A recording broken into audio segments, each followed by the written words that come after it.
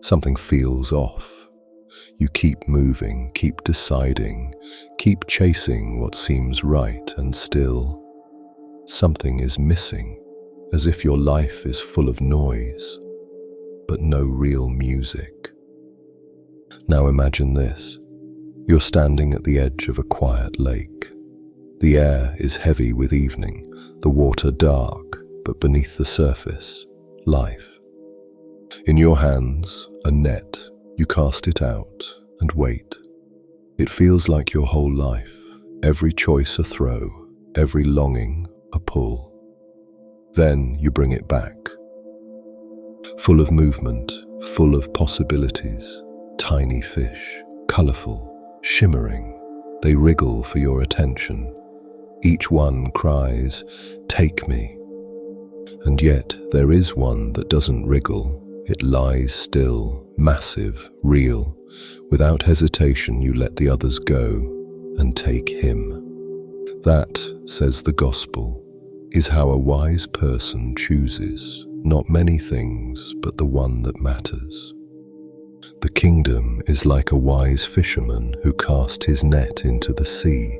When he drew it out, it was full of small fish. Among them he found one good, large fish. He threw all the small ones back into the sea and chose the big one without hesitation. Whoever has ears to hear, let them hear. What does it mean? What are the small fish in your life? And how do you recognize the one that truly matters?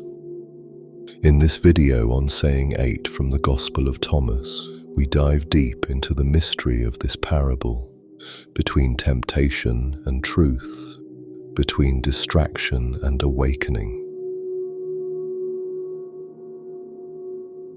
A fisherman stands at the shore. Is he a man, an image, or the quiet reflection of yourself? Maybe it's you, the one who lives, who searches, who casts. You move through the world, you carry questions, and you hope that somewhere within it, an answer is hidden. You wake up in the morning, open your net, and cast it out, into work, into conversations, into screens, into thoughts. And every time you hope, maybe this time I'll find something real, something that stays.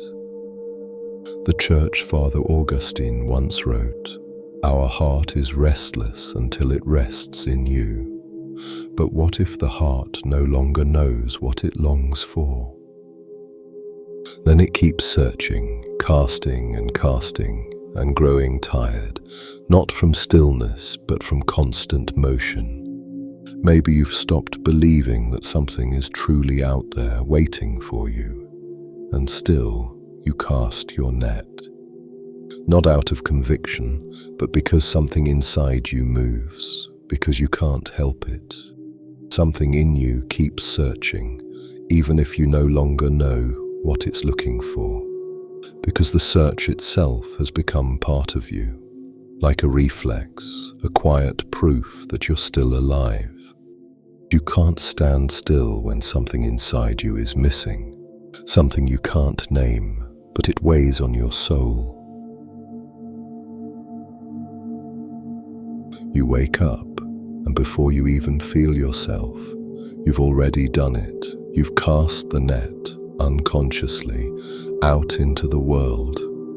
It's your gaze, your wanting, your inner movement that reaches, hopes and asks.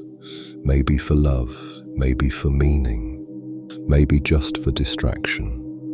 But whatever you're searching for, you do it with your net, and what you catch is not just out there, it's shaped by what you believe is possible. Your net is not a neutral tool, it is shaped by your fears, your longings, your story, by what you think you need and what you're afraid to see. That's why it sometimes draws in exactly what keeps you entangled. Wounds that repeat, recognition that never satisfies, answers that solve nothing. The philosopher Friedrich Nietzsche once wrote, Whoever fights monsters should see to it that he does not become one himself. And if you gaze long into an abyss, the abyss also gazes into you. What you see is always also a gaze back. What you seek is always a mirror of your inner state. And as long as your net is laced with fear, you will catch fear. As long as it's stretched by greed, you will catch greed. That's why the parable doesn't just say the human casts his net. It also asks silently, what kind of net is this? And what lives in the one who casts it? Because the net is not neutral. It's woven with your story, your hopes, your wounds. It's more than a tool. It's a mirror, a reflection of your soul. And that's why what you find in it is no accident. What you seek shapes what you catch, and how you seek determines what finds you. This is how it becomes clear. Your net is not just a gesture toward the world, it is a movement of your inner being. They shimmer, they move, they're everywhere. The small fish, they stand for everything that touches you for a moment, but never truly fills you. The latest trend, another notification, a kind word, something new you bought, a short moment of closeness. They're easy to grab and hard to let go, because they make you feel like something is happening, like you're alive, like you're not missing out. But inside you grow emptier, not fuller, because none of these small catches tells you who you really are. The philosopher Byung-Chul Han wrote, "Society grows tired from too much, from an excess of positivity that knows no end and therefore no measure. When everything seems important, nothing holds meaning. When you try to keep it all, you lose yourself in it. And sometimes you cling to all those small fish, not because you believe they're good, but because you're no longer sure if the big fish even exists. You think better something small in my hand than emptiness in the net. But that emptiness was the very space where the truth could have entered. He was there all along, not hidden, but overlooked. Not because he concealed himself, but because your eyes were elsewhere. The big fish doesn't lie at the top of the net. He rests deep, still, heavy, like something that has been waiting a long time. And then suddenly, it's there. That quiet recognition, no shock, no shine, just clarity. You don't know why you know, but you know he is real. Not because he shouts, but because he needs no proof. He carries a kind of weight that doesn't crush, but holds, a presence that doesn't demand, but reminds. Plotinus once said, "The soul does not recognize truth by proof, but by remembrance." And maybe what you're remembering isn't something new, but something ancient. Something that was always there, quiet, waiting, ready. The big fish isn't just another option. He is the answer to a question you were never quite able to ask. And suddenly you realize everything else was movement, distraction, wriggling. But this is depth. He doesn't speak, but you hear him. He doesn't move, but you grow still. He doesn't ask, but you respond. With your silence, with your awe, with your yes. He rests in your hand, The big fish, not glittering, not exciting, but real. And you don't hold him casually, you hold him against all the others. Because to take him, you must choose.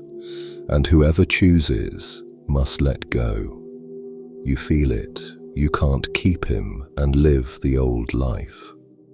Truth demands clarity, not in words, but in action. The big fish doesn't cry out, "Take me." He waits quietly, like something that knows it never needs to explain itself.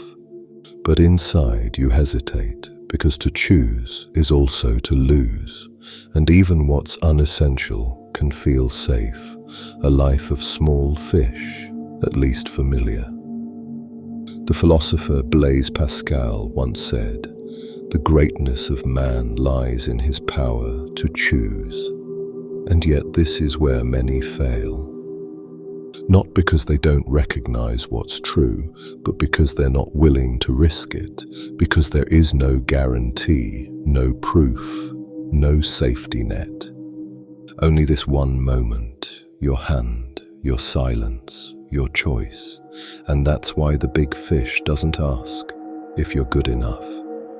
He only asks, are you ready? Ready to throw back everything else, not out of rejection, but out of devotion. Ready to have less, but be more. Ready to lose, and in that very loss, finally arrive. Jesus ends the parable with one line, "Whoever has ears to hear, let them hear." He doesn't say, understand. He doesn't say, act. He says, hear. Because there comes a point when knowing doesn't happen through thinking, but through listening. Not with the ear of flesh, but with whatever in you still listens when all else falls silent. What does it mean to hear? It means becoming still, to discern, to receive, without rushing to judge, to follow the trace of something not loud but real. It means trusting that truth doesn't shout, it whispers, that it doesn't force, it waits, and that you only hear it when you're ready to let everything else fall silent. The French mystic Simone Weil once wrote, "Attention is the rarest and purest form of generosity." And that is what it means. Not attention as curiosity, but as devotion, as an inner readiness. Because when you not only see the big fish, not only understand it, but truly hear, then it begins to change you. Not with a sound, but with a truth that starts to resonate inside you, a tone you cannot forget because it didn't come from outside, but from your own depths. Listening is the final decision, not to possess, not to prove, but to be still and to respond with your life.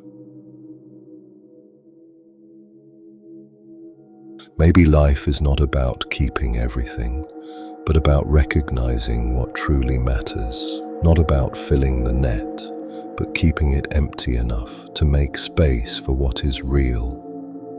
The wise fisherman throws the small fish back, not out of contempt, but because he has seen that only one of them has true weight. In this life you will encounter many things, many temptations, many chances, many roles. But sooner or later there comes a moment when you grow still and hear what no word could ever say. And maybe then you'll sense the one you were waiting for was waiting for you all along. Jesus says, "Whoever has ears to hear, let them hear." Maybe that sentence is not a command, but an invitation, quiet, patient, true. Do you hear it?